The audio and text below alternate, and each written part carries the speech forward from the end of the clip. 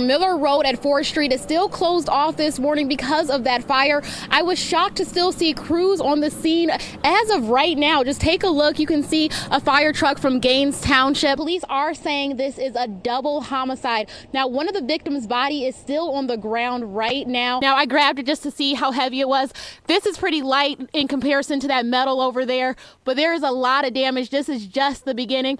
It is coming down pretty hard. It is getting icy out here, and the wind doesn't help. If you take a look over here, this is what she's getting done. They call it a full mouth reconstruction. This morning, Flint residents are struggling to find water after the state announced it would no longer be providing it. This is still a very active scene. Just take a look around. If you look, there's about a dozen or so firefighters from the Mount Morris Township Fire Department. And if you take a look at this document, it actually says that they believe some of those companies cause opioids to be diverted into Genesee County. Right now, I'm at Bishop, the airport where that vicious attack took place, and I have more on the suspect that authorities say is responsible. Coach Carey and Coach Ruben, he's gonna hold the mic for me so I can do one more drill for you guys. So tell me a little bit about the course. We actually have some other people doing some cool stuff right now. Yeah.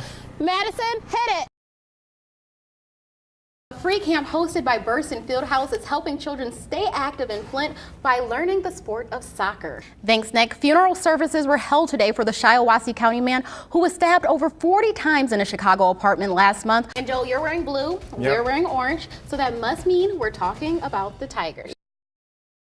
They definitely are, Mike. They've already adopted 20 families in the area, and with the help of the community, they hope to deliver water to thousands more. I sat down with two people they've taken under their wing. Here's their story.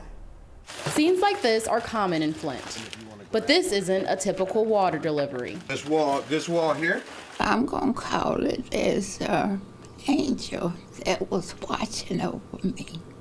86-year-old Dorothy Jones lives alone, and she wants you to know she's strong and independent, but age has taken its toll. I'm not disabled. I move around, but it's just some certain things that I can't do. One of them is leave her house to pick up water, prompting Prince of Peace Church to put her on its Flint 4000 adoption list. A list identifying thousands of elderly and disabled people living in the city who need a little bit more help than the rest after the state stopped providing water to residents. You said somebody adopt me.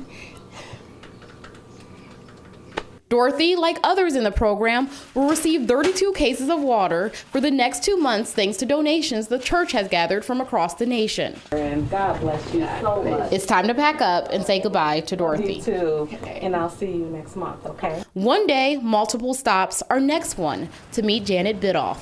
Like Dorothy, she lives alone, but Janet is disabled. Now I've been blind for 13 years. Disabled, diabetic, and on a fixed income, clean water is sometimes hard to come by.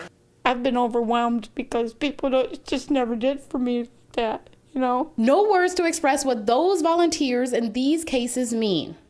Thank you. Sometimes all you can do is give thanks. Thank you. So emotional, and people have been asking me, how in the heck do you find 4,000 people? Well, they had a list that was already made from the city and state when the water pods were still open, and they used that list to deliver the water. Residents I spoke to this morning say they will never trust the water, and now that those pods are closing by this Friday, they have to look for another source to find their water. Check out this U-Haul right here. First Trinity Baptist is donating this to people, but it will probably be gone by the end of today. How are you? Lines wrapped around Beach Street in downtown Flint to pick up water, thanks to hundreds of cases donated to First Trinity Baptist Church.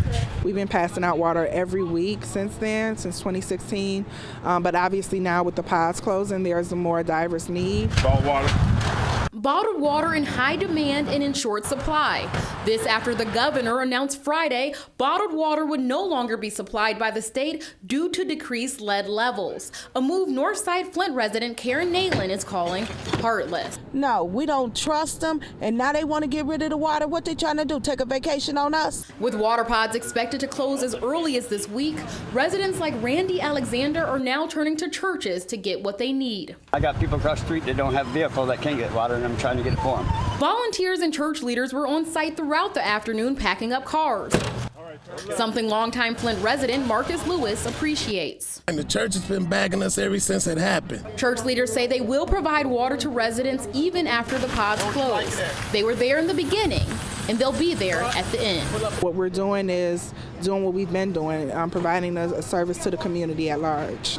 Now again, many of the residents I spoke to said they're still using this water to cook, clean, and even bathe. So if you need more water, I'll have a list compiled on our website of where you can go once those pods close. For now, in Flint, Courtney Wheaton reporting. Have you ever wondered how police train for life or death situations? Well, this simulator is making it easier. I have that story coming up in just a few minutes. Where's he at? What's he wearing? Can you move? Training that puts you right in the middle of life or death situations. John, you take point, you got the long gun. Teaches you how to make a split-second decision. It's a new simulator blurring the lines between what's real and what's fake, helping police be the best at preparing for the worst. Stress of the real world where you've got innocent people walking around and it's not just staying in front of a paper target. Davidson Township police officer Mike Bice is using a system called Milo. The technology features 5 panels, gives users a nearly 360-degree view, and is loaded with different scenarios from traffic stops to active shooter situations. Some scenarios you have to look behind you to both sides. It's not just looking at a computer screen right in front of you. From the scenarios to the guns used, the goal is to get as close as possible to what police could face in the real world. Get out the doors if you can! Sad to say, but usually after every incident like what happened in Florida last week, we usually have parents come up to us and say thank you for being at our schools. First threat, direct hit. After completing a session, officers can go over what they did right and what went wrong. Kind of gives you a mindset for if the worst was to happen, that you're prepared. Shots fired. We always want to stay sharp in your response, and this is one way to do that. It's as realistic as it gets. In Fenton, Courtney Wheaton reporting. Some would call Midland native Don Bloomfield special. No, the only thing they told me, I was just the last survivor. He's the last living Michigan-born Pearl Harbor survivor. I understand there's three other ones in the state, but they're not Michiganders. At 96, this veteran doesn't hold on to much, except the war stories he keeps packed away until someone asks. His memories of the Pearl Harbor attacks are vivid. There was a plane come right down, and it was just above the treetops, just outside the camp, and when he went by, just as plain as could be. At 19 years old, Don was stationed in Hawaii as a fire truck driver. Without a fire truck. So he did any and everything. Everything from soup to nuts. On December 7th, 1941, his duty was to move sandbags. When we come back out to go back and get another load, there was a flat top truck ahead of us loaded with bodies. Grim memories that should never be forgotten. Especially with either North Korea or Russia or somebody like that. After leaving Hawaii, Don went to flight school and served in France, where he earned not one, but two Purple Hearts. Now he likes to relax. Watch the Idiot Box. Unless he's being honored. Last year, the governor paid tribute to Don on the House floor in Lansing. Don also attended a Lions game where he was recognized during halftime. Went out and had a nice dinner, so forth, and that was about it. Watched a good football game. Watched the Lions win a game for a change.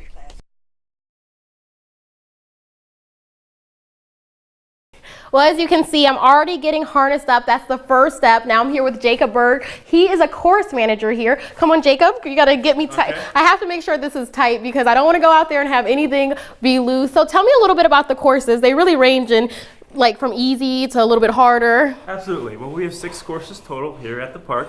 Each course, as you said, has a different level of difficulty. Some courses are closer to the ground and fit more so for the beginners, and other courses are much more challenging and higher up in the air. Our highest course gets to be about 50 feet up in the air. Now tell me about the people that come. So you can start at 7 years old and really go up from there. Absolutely. We have something here for everybody. Like you said, the 7-year-olds love it. Also, we've hosted an 80-year-old birthday party here before. So there's something 80 here years old? for everybody. Now you guys at the station text me, tell me what course you want me to do. So tell me your favorite part about working here. I really love being in the outdoors, and I really love serving the community here. The kids also make it great seeing their smiling faces go down the zip lines. Overall, I just love it here. Now tell me a little bit about this whole thing and what that is called and how it all works. Sure. You right now are in a 6-point harness. 6-point harness. Yep. And what we are going to get on right now are called your safety clips and your zip line trolley. These clips here assure that you're always locked in to a course at all times until you depart at the very end of the course. Oh my gosh, this is big stuff. So we have 30 more seconds, and then what are we about to do right now? So we're gonna actually head out to the course? That's correct. We are going to go down to the park, get on a zip line, and try it out. See how you like it. We'll see how this goes. I'll talk to you guys in just a little bit. I have to do some climbing and a lot more, so make sure to tune in for that. For now, live in Frankenmuth, I'm Courtney Wheaton with NBC 25 News. Oh, they started getting ready last night. I'm here with the district foreman, Zeb Shones. So tell me a little bit about the planning that went into this storm. You knew it was coming. So yesterday we spent just about all day prepping for the storm, going over the equipment, doing routine maintenance on them, making sure everything was loaded. Last night our midnight shift came in around 10 p.m. to start monitoring the state highways and our local road system. Around 4 o'clock this morning the storm moved into Lapeer County. Right now it's a real light snow, not a lot of moisture content in it, so it's kind of blowing off the roads. Our night shift has applied salt and plowed all the state highway systems, and as soon as our day shift gets here, we're going to move into our primary system, and everything will get plowed and salted at least one time.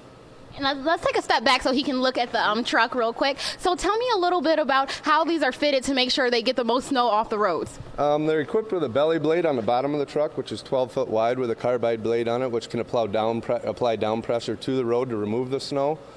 We have 4 trucks out of this district that do have a wing plow on it that will come down and kick us out about another 4 foot wide.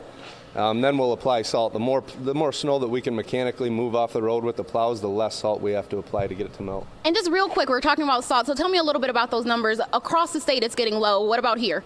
Yeah, we're on the lower end of our inventory right now. We have enough salt to get through this storm, no problem, and 1 or 2 additional storms. We have found some backup salt. We have a great working relationship with our neighboring counties.